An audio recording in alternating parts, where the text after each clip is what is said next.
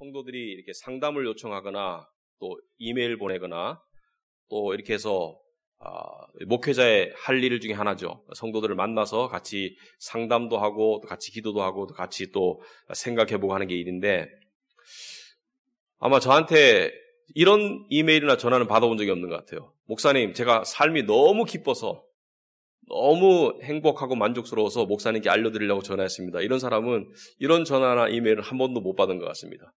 물론 그럴 때는 제가 생각이 안 나겠죠. 너무 재밌어서. 그래서 보면은 삶이 쉽지가 않습니다. 특히 요즘에는 중고등학생들 지금 시험 기간이고 기말고사 기간이죠. 잠도 부족해. 성적은 올려야 돼. 경쟁은 치열해. 굉장히 힘듭니다. 근데 이 세상적인 힘듦도 있지만 예수 믿는 우리는 그러면 우리는 안 힘든가? 여러분 우리가 전도할 때 이렇게 전도할 때가 있습니다. 예수 믿으면 행복해집니다. 예수 믿고 행복합시다. 그래서 행복 축제 잔치 이래가지고 사람들을 불러서 예수 믿으면 구원받고 행복합니다. 그게 사실일 수도 있지만 실제로 안 그럴 때도 상당히 많죠. 여러분 예수 믿으니까 훨씬 더 행복하던가요? 물론 예수 믿으면 하나님께서 주시는 안식과 평강이 있습니다. 때때로. 그러나 예수 믿는 사람은 예수 안 믿는 사람보다 더 힘든 때가 많습니다. 왜 그렇습니까? 예수 믿는 사람이나 안 믿는 사람이나 세상의 고통은 비슷해요. 직장 들어가기 예수 안 믿는 사람에게 더 힘든 거 없습니다. 사고와 질병이 예수 믿는 사람만 피해가지 않습니다. 우린 예수 믿으면 문제도 안 생기고 어려움도 없고 형통해야 된다고 생각할 때가 많지만 현실이 그렇지 않다는 것을 출애굽기를 공부하면서 여러분이 깨닫기를 바라요. 여러분 예수 믿는다고 해가지고 일반적인 문제들이 피해가지 않습니다. 그래서 어떤 목사님이 이런 설교를 했어요. 초청을 받았는데 다른 교회 미국에 오셔가지고 한국의 목사님인데 우리 교회는 이 사고나 병 환자가 상당히 적습니다. 왜? 우리 교회는 예수를 잘 믿기 때문에. 그래서 많은 예수 믿는 사람들이 시험에 들었습니다. 그러면 우리 교회는 예수를 못 믿어서 사고가 생겼나? 여러분, 예수님은 믿음이 없어서 십자가에 돌아가셨습니까? 사도 바울은 믿음이 없어서 순교했습니까? 제가 존경하는 목사님 중에 한 분이 이 조나단 파스터가 다니던 그 10th Presbyterian Church라고 필라델피아에 있는 교회인데요. 그 목사님이 암에 걸리셔서 돌아가셨어요. 예수 잘 믿었는데. 여러분, 예수 믿는 사람에게는 세상 사람들이 겪는 동일한 고통이 주어짐과 동시에 예수 믿지 않는 사람들에게는 주어지지 않는 고통도 덤으로 주어집니다. 우리에게는 영적인 전쟁이 있습니다. 예수 안 믿으면 그냥 당연하게 받아들일 죄 같은 거 우리는 당연하게 받아들여질 수가 없습니다. 죄의 유혹은 똑같이 느끼지만 세상 사람들은 그것을 재미로 저지를 수 있지만 예수 믿는 사람은 그렇게 하기가 곤란해요. 예수 믿기 때문에.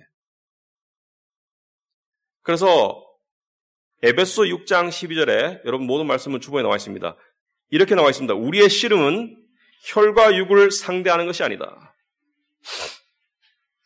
통치자들과 권세들과 이 어둠의 세상 주관자들과 하늘에 있는 악의 영들을 상대합니다. 자, 여기 보면 우리가 씨름하고 있다는 거예요. 애굽 사람들처럼 육체적인 전쟁을 하고 있지는 않지만 혈과 육의 씨름은 아니지만 우리는 이 어둠의 세상 주관자들, 악의 영들과 세상과 씨름을 하고 있습니다. 그러므로 예수 믿는 사람에게는 인간으로서 일반적으로 겪어야 되는 그러한 문제들 플러스 영적인 씨름과 전쟁이 있기 때문에 자칫 잘못하면 예수 믿는 사람들의 삶이 훨씬 더 힘들 때가 있습니다. 그래서 여러분에게 힘든 일이 생길 때 이상하게 생각하지 말아라. 여러분이 힘든 일 생길 때 우리는 자책할 때가 많아요.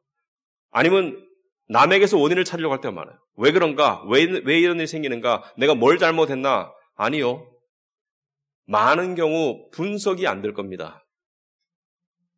왜냐하면 그것이 이상한 일이 아니기 때문에.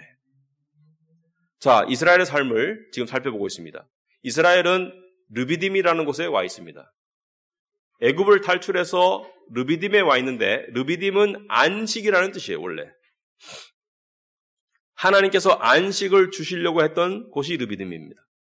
근데 처음부터 안식이 주어지지 않았죠. 처음에 르비딤이 왔을 때 어떤 문제가 있었습니까? 물이 없었어요. 지난주에 마실 물이 없어서 목마른데 갈증을 죽일 수도 없었고, 그래서 물이 없어가지고 원망하고 불평하고 따지고, 그래서 하나님께서 반석에서 생수가 나서 물을 주고 쉬게 했습니다. 그러니까 르비딤에 와서 안식을 맛보았어요. 물이 없었는데 물이 주어서 안식을 맛보고 이제 여장을 풀고, 여러분 이동 삶이죠. 수백만의 사람이 이 광야를 이동해 가는 삶 속에서 이 천막을 치고 물을 마시고 그다음에 여독을 풀고 잠시 쉬고 있는데 곧바로 어떤 일이 일어났습니까? 오늘 8절에 아말렉이 쳐들어왔어요. 르비딤이라는 곳에서 물 없는 상황을 벗어나서 쉬고 있는 그 순간이 얼마 되지 않았는데 아말렉이 쳐들어왔습니다. 전쟁하려고. 이스라엘을 쳐서 노예로 삼고 그리고 죽이려고 아말렉이 쳐들어왔어요. 쉴 수 있습니까? 여러분, 전쟁하러 왔는데 나 지금 쉬고 있으니까 다음에 와. 하지 말자. 안 되죠. 여러분의 삶 가운데 발생되는 여러 가지 상황들이 여러분이 컨트롤할 수 있습니까? 아니면은 오늘은 피곤하니까, 오늘은 좀 재미있는 시간을 보내고 있으니까 내일 해야겠다, 모레 해야 되겠다, 그런 게 아니죠. 일들은 예상치 않게, 기대치 않게 생깁니다. 아말렉이 쳐들어왔어요. 자, 아말렉은 무엇인가? 여러분 주보에 보시면 창세기 36장에 아말렉의 기원이 나와 있습니다. 창세기 36장 12절에 보면 에서의 아들 알리바스의 첩 딥나는 아말렉을 엘리바스에게 낳았다, 이렇게 되어 있습니다. 자, 에서의 아들 엘리바스가 있는데 엘리바스의 첩 딥나가 아말렉을 낳았다. 그러면 아말렉은 에서의 손자죠. 여러분, 성경에서 에서라는 인물을 생각할 때 동시에 떠올리지 않을 수 없는 인물이 있습니다. 야곱이죠. 이삭의 두 아들 에서와 야곱. 에서와 야곱은 굉장히 상징적인 인물입니다. 어떻게 상징적인 인물입니까? 성경 속에서 하나님께서는 에서와 야곱의 이야기를 쭉 하시다가 신약에 와서 바울이 에서와 야곱을 이렇게 정리를 했습니다. 로마서 9장에 10절에 여러분 7페이지 보시면 그뿐 아니라 또한 리브가가 우리 조상 이삭 한 사람으로 말미암아 임신하였는데, 누구를 임신했나요? 에서와 야곱 쌍둥이를 임신하였는데 그 자식들이 아직 나지도 아니하고 무슨 선이나 악을 행하지 아니한 때에 택하심을 따라 되는 하나님의 뜻이 행위로 말미암지 않고 오직 부르시는 이로 말미암아 서게 하려 하사. 내려가서 13절에 기록된 바 내가 야곱은 사랑하고 에서는 미워하였다 하심과 같으니라. 자, 이것은 굉장히 중요한 진리가 담긴 말씀입니다. 에서와 야곱은 상징적인 인물입니다. 어떤 상징적인 인물입니까? 야곱은 태어나기 전부터, 여기 보면 아직 어떤 행위가 있기 전에, 사람이 태어나야지 행위를 할 거 아닙니까? 사람이 태어나야지 착한 일도 할 수 있고 나쁜 짓도 저지를 수 있고, 일단 태어나야지 어떤 행위를 할 수 있는데 그 행위에 의해서 하나님의 선택이 주어진 것이 아니라 아직 태어나서 어떤 행위를 할 수 없을 때 하나님께서 누구를 택했다고요? 야곱을 택했다.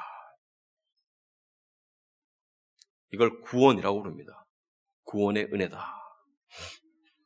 에서는 모든 사람은 죄 가운데 태어나서 원죄 때문에, 또 그 원죄로 인한 자범죄 때문에 하나님과 자동적으로 원수가 되고 하나님을 미워합니다.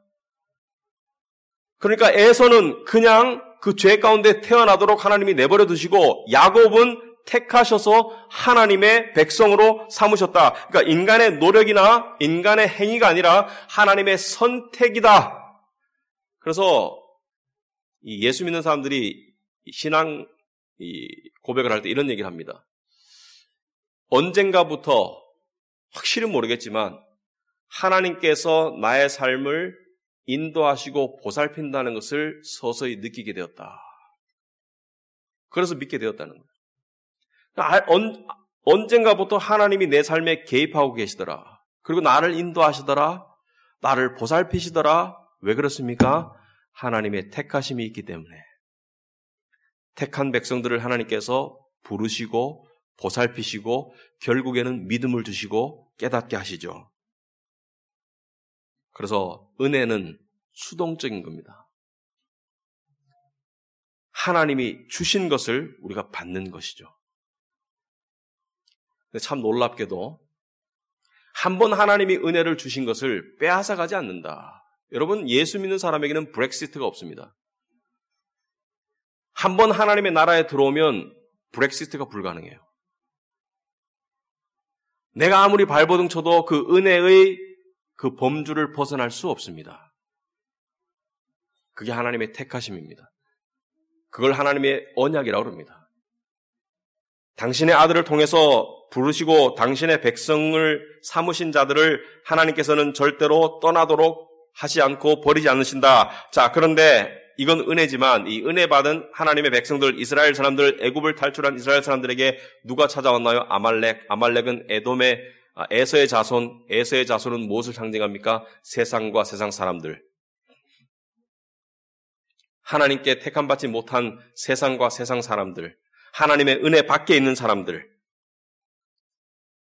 그러니까 이들이 이스라엘을 치고 또 가나안 많은 족속들, 하나님의 백성이 아닌 많은 족속들이 이스라엘에게 어떤 영향을 미쳤습니까? 전쟁도 하고 어떤 영향을 미쳤습니까? 어떻게 영향을 미쳤냐면 이스라엘과 이 아말렉, 이스라엘과 이방인, 우리와 예수 믿지 않는 사람들의 가장 커다란 차이점이 무엇입니까? 그것은 우리는 하나님을 예배하는 존재들이고 세상 사람들은 우상을 숭배하는 존재들입니다. 과거의 가나안 사람이나 아말렉 사람들은 바알 신이나 아세라 신이나 우상신을 숭배했고 이스라엘 백성은 하나님을 예배하도록 부름을 받은 사람들인데 그들이 이스라엘을 침공하고 괴롭히고 유혹해서 어떻게 만들었습니까? 그들도 우상을 숭배하도록. 여러분이 예수 믿는 사람이라면 여러분은 하나님을 예배하는 자로 부름을 받았습니다. 하나님의 예배자로.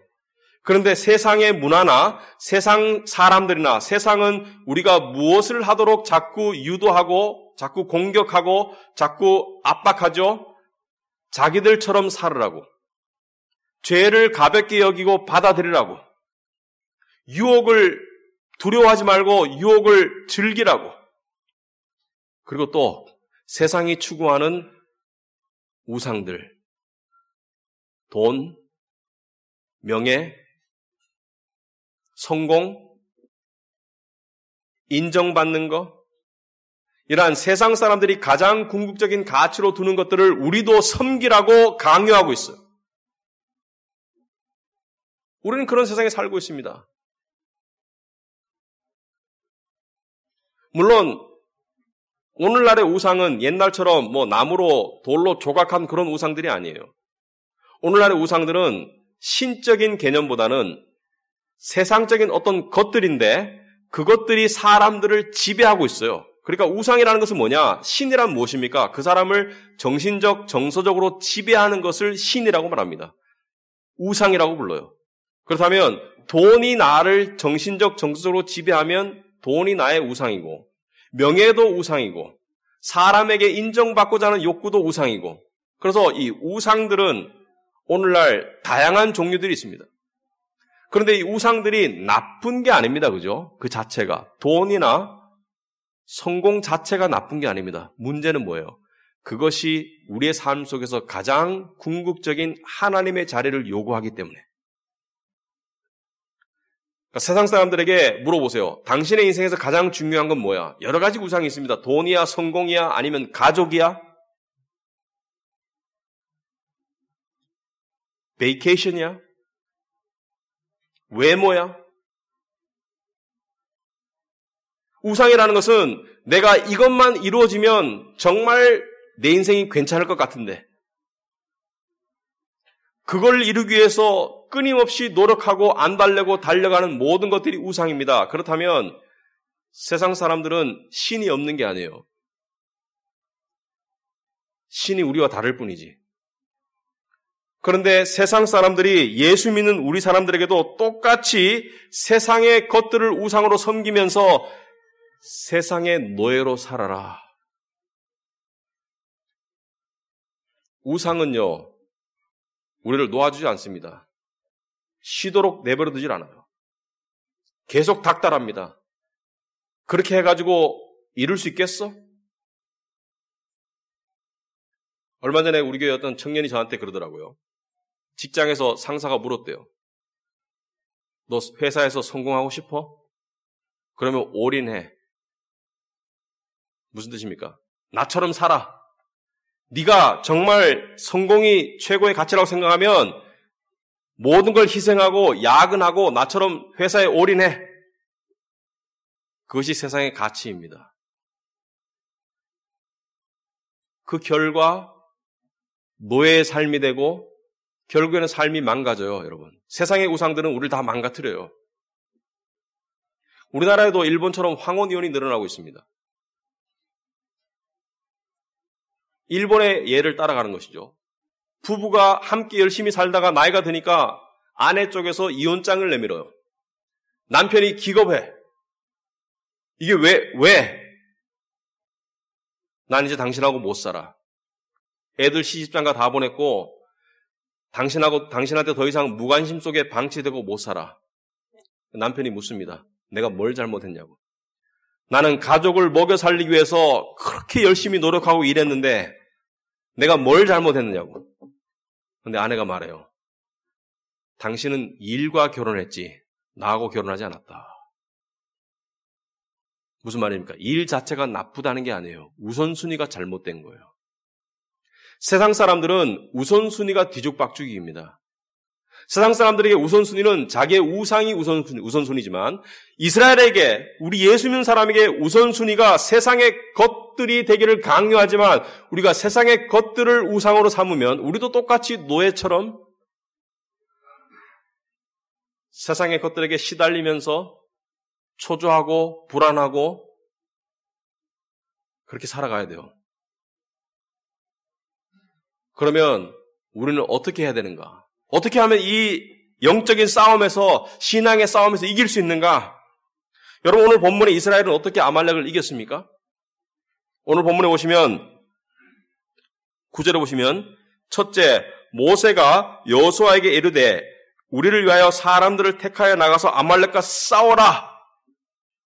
아말렉하고 싸우라고 그랬어요. 10절에 보니까 여호수아가 모세의 말대로 행하여 아말렉과 싸웠다. 자, 여호수아가 이스라엘의 병사들을 데리고 나가서 아말렉 적과 싸웠습니다. 여러분이 만약에 크리스찬이라면, 여러분이 진정한 신앙인이라면 여러분의 삶 가운데 영적인 싸움이 있다는 것을 긍정하는 것이 중요합니다. 우리는 그런 갈등이나 문제나 영적인 전투가 없는 상황을 원해요.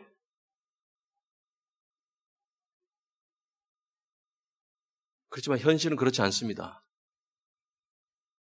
그런 상황이 있다는 것을 긍정하는 것이 중요합니다. 여러분 가만히 있어도 여러분 영적인 싸움이 없습니까? 여러분의 마음을 괴롭히는 세상의 여러 가지 일들이, 생각들이 주어지지 않습니까? 요즘에 보니까 멍 때리기 대회 있더라고요. 멍 때리는 거. 왜 멍 때리기 대회를 하죠? 괴로우니까. 생각들의 공격이 괴로우니까.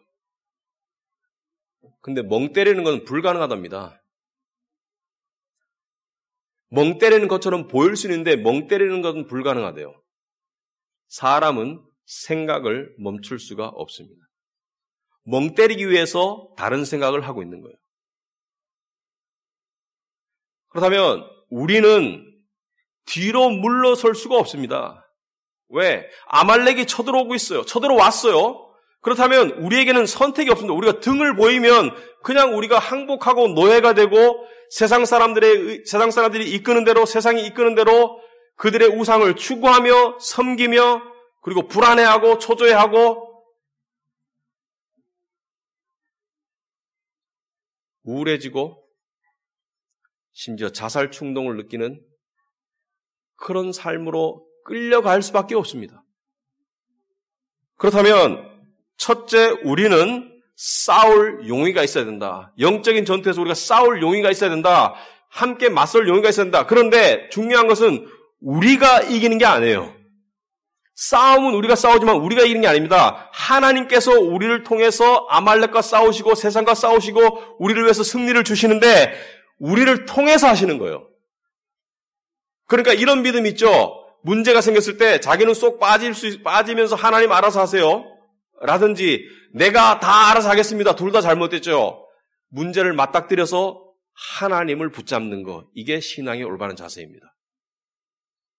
회피하는 것도 잘못되었고 스스로 해결하는 것도 잘못되었고 그 문제를 맞닥뜨려서 하나님을 바라봐야 된다. 오늘 시편 25편 1절에 오시면 여호와여 나의 영혼이 주를 우러러 보나이다. 나의 영혼이 주를 우러러 보나이다. 나의 하나님이여 내가 주께 의지하였사오니 나를 부끄럽지 않게 하시고 나의 원수들이 나를 이겨서 개가 승리의 노래를 부르지 말도록 하소서. 자, 나의 원수들이 누구입니까? 이스라엘의 원수는 아말렉입니다. 하지만 우리의 원수는 누구입니까? 사탄, 세상, 육신 이러한 것들이 나의 원수들이 나를 이겨서 내가 수치를 당하고 그리고 그들이 승리의 노래를 부르지 말도록 하옵소서. 그 믿음을 가지고 하늘을 향해서 부르짖었습니다. 오늘 이스라엘 백성들도 마찬가지예요. 오늘 본문에 보시면 9절에 보시면 너희들은 나가 싸워라. 모세가 중간에 보니까 내일 내가 하나님의 지팡이를 손에 잡고 산 꼭대기에 서리라. 그래서 모세가 아론과 훌을 데리고 산 꼭대기에 올라갔어요. 아론은 모세의 형이고 훌은 갈렙의 아들입니다. 둘 다 믿음이 좋은 사람들이에요. 산 꼭대기에 올라가서 11절에 모세가 손을 들면 이스라엘이 이기고 손을 내리면 아말렉이 이기더라. 자, 보니까 모세가 손을 들으니까 이스라엘이 이기고 손을 내리니까 아말렉이 이겨요. 세상이 이겨요. 손을 든다는 건 뭐죠?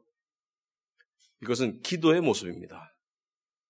하나님을 의지하는 믿음의 자세입니다. 그러니까 기도 가운데 하나님을 향해서 하나님, 당신이 나의 힘이 되어 주시옵시고, 당신이 나의 소망이 되어 주시옵시고, 당신이 나의 승리가 되어 주시옵시고, 당신이 나의 삶의 전쟁을 싸워 주시옵소서라는 간구의 표시죠. 그런데 인간인지라 손을 계속 들고 있을 수가 없어요. 왜? 약하니까. 그러니까 아론과 훌이 옆에 와서 돌을 놓고 모세를 앉히고 그리고 아론은 한쪽 팔을 훌은 다른 쪽 팔을 들어서 계속 함께 팔을 하늘로 향하고 있어요. 저는 이게 중보기도의 모습이라고 생각합니다. 함께 하나님께 기도하고 함께 하나님을 의지하는 그 가운데 이스라엘이 이겼어요. 그러니까 이스라엘이 싸웠지만 그 이김의 비결이 무엇입니까? 그 이김의 수단은 기도와 하나님을 의지함이고 그 이김의 원인은 뭐죠? 궁극적인 원인은 하나님입니다.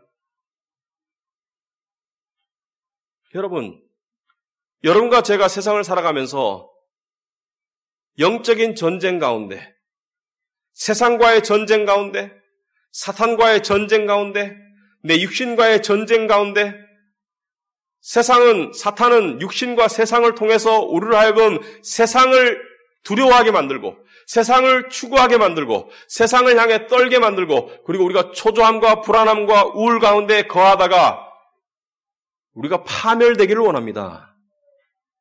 그러나 하나님은 우리가 파멸되기를 원하지 않습니다.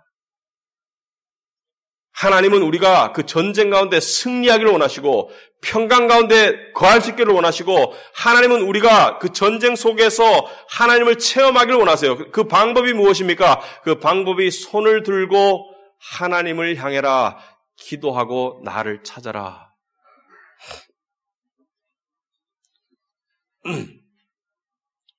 여러분의 삶 속에서 세상의 공격이 올 때 어떠한 증세가 옵니까? 세상의 공격이 올 때 이러한 증세가 올걸요. 초조하죠. 어떤 세상의 걱정거리가 심어지면 초조합니다. 불확실성이라는 것 앞에서 불안하죠. 그리고 남들이 훨씬 잘 되는 것 같아 보이니까 수치스럽죠. 그리고 내가 이걸 정말 이루고 싶은데 그 안에 장애물이 생기니까 화가 나죠. 그래서 혼자 우울한 시간 보낼 때 있죠. 이번 주에도 있었을걸요. 그때 어떻게 해결하려고, 어떻게 벗어나려고 노력하셨나요? TV 보면서 멍 때렸습니까? 치맥했나요? 조금 도움은 되죠. 그러나 문제가 해결되지 않죠. 게임했나요? 또는 더 열심히 노력해서 이걸 내가 극복하고 해결할 거야. 그래서 분석하고 연구해봤나요? 분석하고 연구하니까 머리가 터질 것 같죠? 머리가 열을 받아서. 기도했나요? 하나님을 향해서 손을 들었나요? 마음의 손을. 하나님, 나의 힘. 하나님, 제가 이 전쟁을 싸울 수 있도록 힘을 주세요. 저를 통해서 이 전쟁을 싸워주세요.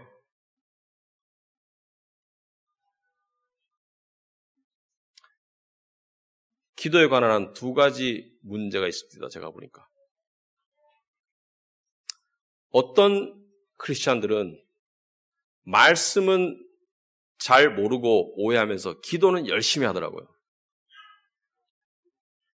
그래서 그 기도가 하나님 뜻 가운데 되는 것이 아니라 굉장히 이기적이고 세상적이 됩니다. 잠언에 보시면 28장에 너희가 귀를 돌려서 율법을 듣지 아니하면 너희 기도가 가증스럽다. 하나님이 기뻐하는 기도가 안 됩니다.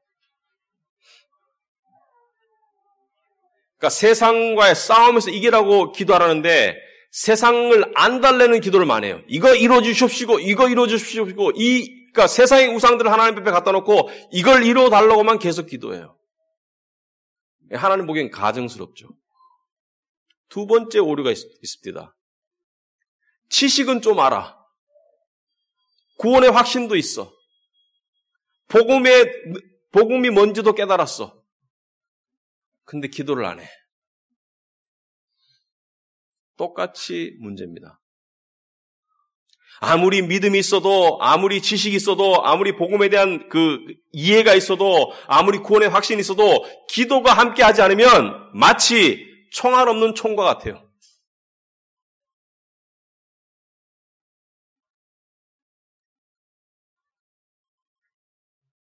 우리가 하나님 앞에 정말 심각하게 반성해 봐야 됩니다. 여러분이 생각하는 신앙생활이 주일 예배 가고 주중에 조금 성실하게 착하게 살고 가끔 가다가 하나님께 식사 기도하고 그게 여러분의 신앙생활의 모습이라면 절대로 여러분의 삶에 하나님의 능력을 체험할 수 없습니다.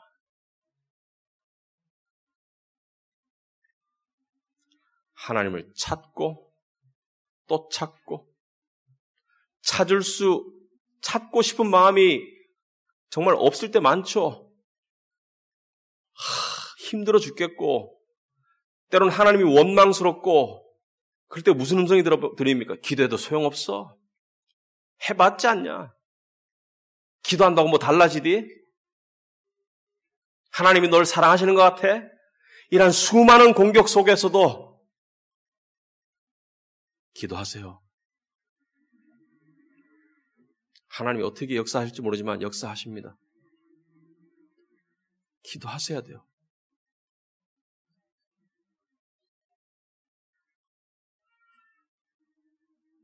베드로전서 5장 7절에 너희 염려를 다 주께 맡겨라.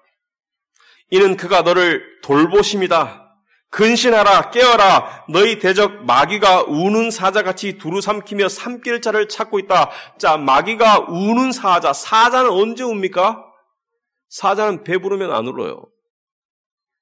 사자는 배부르면 가만히 있습니다. 그냥 그늘에서 엎어져서 쉬어요.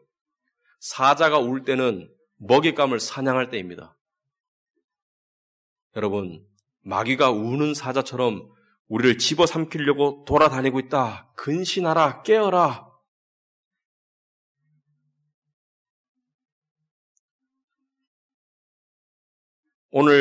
오늘날 많은 교회들이 문화적인 크리스찬을 양성합니다. 기독교가 하나 문화예요. 예배를 드리고 예배를 관람하고 거기에 대한 대가를 지불하고 모임에 가고 같이 교제하고 친목 도모하고 요즘 교회 보면 큰 교회는 골프 모임, 바둑 모임, 뭐 동호회가 없는 게 없더라고요. 물론 예수 믿는 사람끼리 뭐 낚시하지 말고 하지 말라는 게 아닙니다. 그러나 그것이 주가 되는 모임들, 그것이 주가 되는 신앙생활들, 세상과 타협하는 겁니다. 세상에 길들여져 가는 거예요. 교회는 참 기도가 살아있어야 되는데요. 우리 교회가 참 부족합니다. 한편으로는 기도는 막 새벽마다 기도하는데 그냥 막 기복적이고 세속적이고 그냥 신비적이고 지식이 없어서 날리고 한쪽에는 기도 안에서 문제고 여러분이 정말 그리스도인이라면 승리해야 되지 않겠습니까? 개인적으로 기도 시간도 가져야 되고 또 기도 모임이나 공동체 모임 때 같이 기도하고 여러분 일주일 시간 중에 예를 들어서 교회에서 기도 모임이 있다. 그게 하필 금요일이죠. 금요일 불금을 세상 사람들처럼 보내는 게 더 좋습니까? 아니면 기도 모임 오는 게 더 필요합니까? 한번 생각해 보세요. 피곤하죠? 월화수목금 열심히 일했으니까 피곤할 겁니다. 집에서 그냥 카우치에 누워서 텔레비 보는 게 훨씬 더 좋다는 생각이 들 수도 있습니다. 하지만 여러분이 평소에 기도 생활을 열심히 했으면 괜찮습니다. 그렇지만 영적으로 지치고 아프고 힘들 때 피곤한 몸을 이끌고 하나님 앞에 나오는 것이 여러분에게 훨씬 더 유익할 겁니다.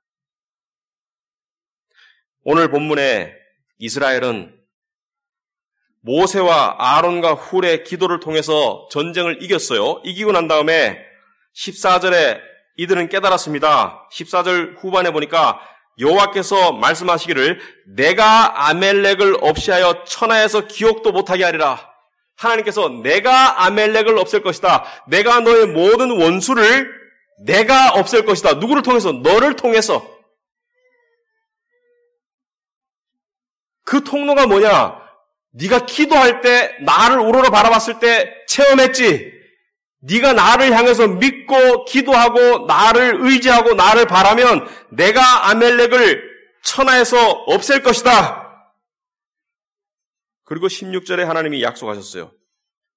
여호와께서 맹세하시기를 여호와가 아멜렉과 더불어 대대로 싸우리라. 자, 세상의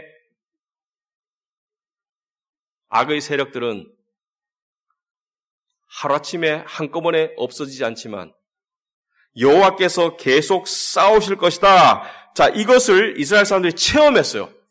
아멜렉이 쳐들어왔는데 군대가 나서 싸우는데 기도하니까 손이 하늘로 들려있으니까 이기더라. 함께 합심해서 기도하니까 이기더라. 체험했습니다.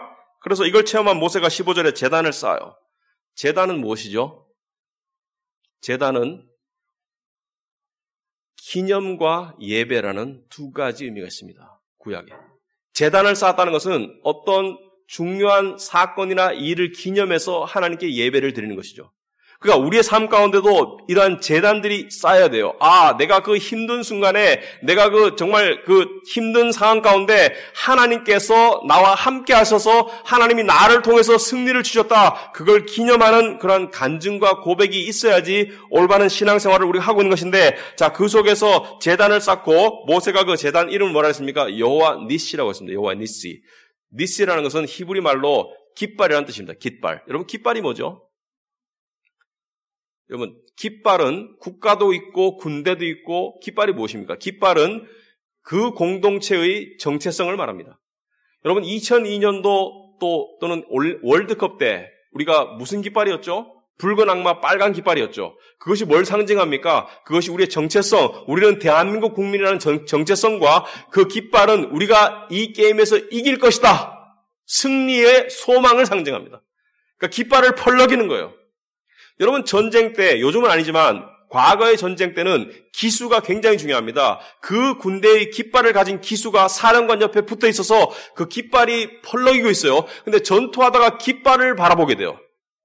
마치 이스라엘 백성들이 전투하면서 모세의 손을 바라보듯이, 언덕 위에 있는 모세의 손을 바라보듯이 깃발을 바라봅니다. 왜? 깃발이 여전히 서 있으면 우리가 지지 않았다는 거예요.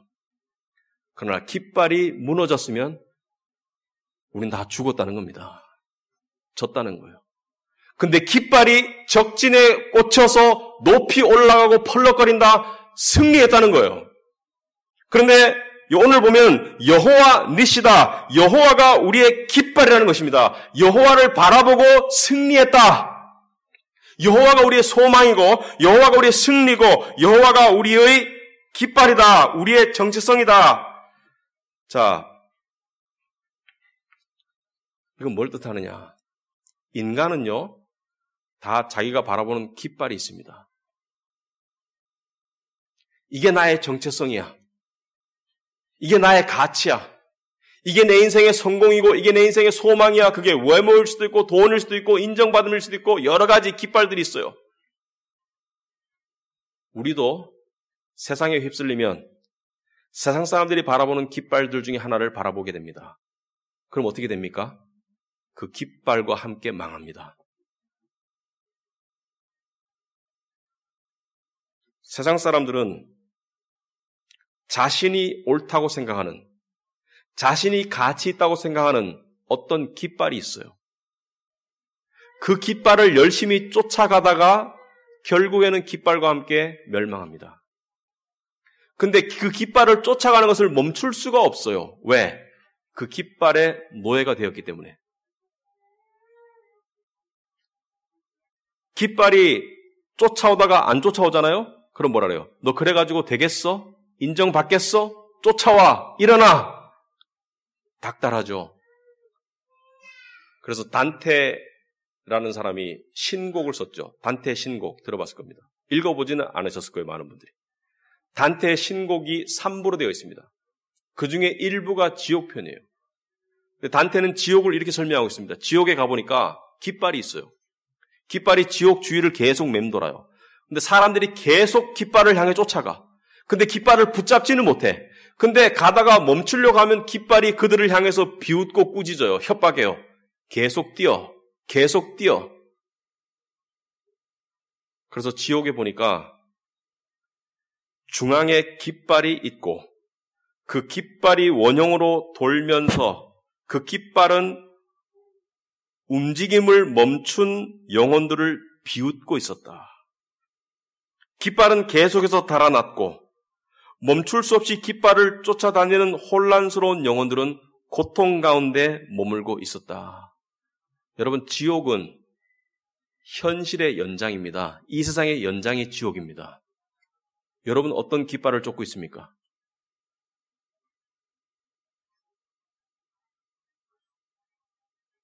오늘 본문에는 안 나왔지만, 여러분 주변에 안 나왔지만 성경책이 있으시면 이사야서 11장 10절을 한번 보겠습니다.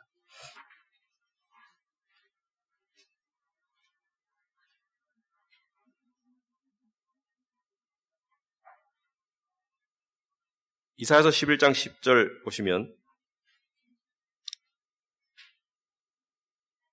이런 예언의 말씀이 있습니다. 그날에, 여기서 말하는 그날이란 신약의 구원의 날을 말합니다. 그날에 이새의 뿌리에서, 이새는 누구죠? 다윗의 아버지입니다. 그러니까 이새의 뿌리에서, 이새의 가문에서 한 싹이 나서 누구를 말합니까? 예수 그리스도 구원자에 관한 예언의 말씀입니다. 이새의 뿌리에서 한 싹이 나서 만민의 기치로 설 것이다. 여기서 말하는 기치라는 단어가 똑같은 단어입니다. 니시, 깃발입니다. 이새의 뿌리에서 한 싹이 나서 만민의 깃발로 설 것이다. 열방이 그에게로 돌아오리니 그가 거한 곳이 영화로우리라. 여러분, 예수 그리스도가 우리의 깃발입니다. 예수 그리스도가 우리의 승리이고 예수 그리스도가 우리의 소망이고 예수 그리스도와 함께하는 모든 자의 마지막은 영광입니다.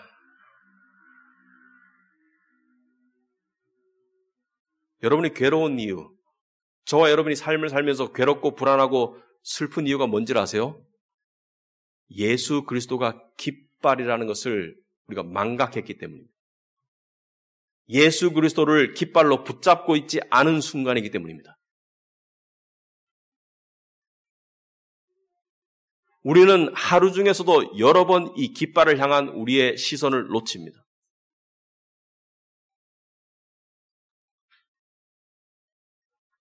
하지만 예수 그리스도가 여러분이 바라보는 깃발이 되면 그 순간 예수님은 사망과 죄를 이기셨어요.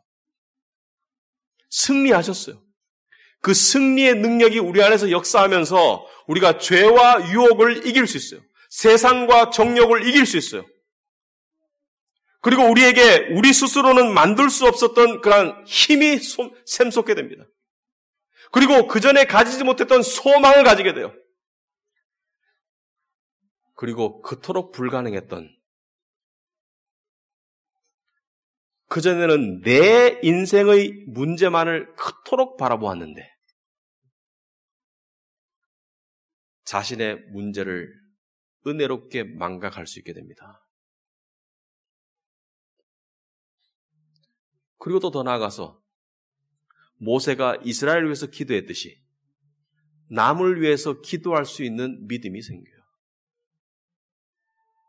여러분, 중보기도라고 그러죠? 여러분, 중보기도 하고 있습니까?